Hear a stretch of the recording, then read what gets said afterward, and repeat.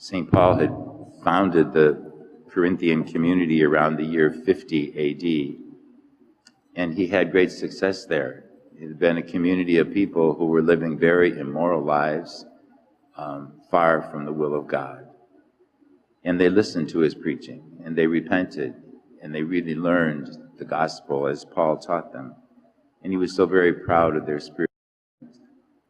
While he was in another city, he heard that some of them had fallen back into their pagan rituals. Some of them had began turning away from the teachings about Jesus. And so he wrote them this letter.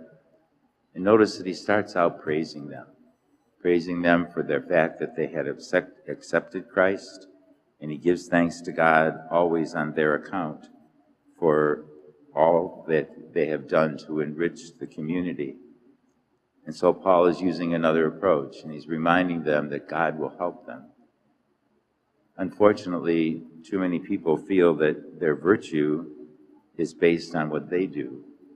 I'm a virtuous person because I've tried so hard to be one. And that's far from the truth. If we are living a virtuous life, it is by the grace of God.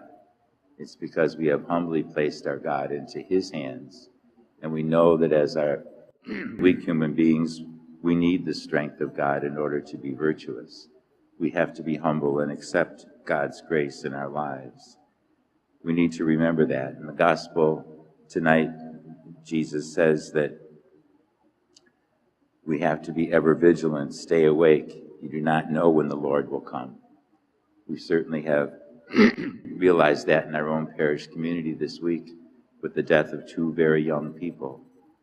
We don't know the day or the hour, the age, the year, or the time. But the Lord will come. And what he says to us is be prepared. Just be prepared. Do what you're supposed to be doing every day.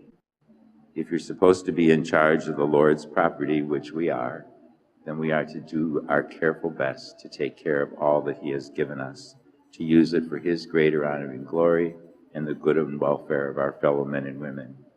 If we're simply doing that every day, we're doing what the Lord asks of us. And when he happens, he will find us actively being in this community what he called us to be. It sounds so simple, but we always have to stop and ask ourselves, are we really doing everything we can for the good of the Lord? So today we're encouraged by the fact that God loves us more than we begin to imagine. He came in the world for one purpose, and that was to draw all of us to himself, to be close to him intimately. And he has one desire, that we all be forever happy with him in heaven. We only have to accept his word, to follow it each day in our lives, and above all things, to rely on God's grace in all that we do. Let us stand and offer our prayers and petitions.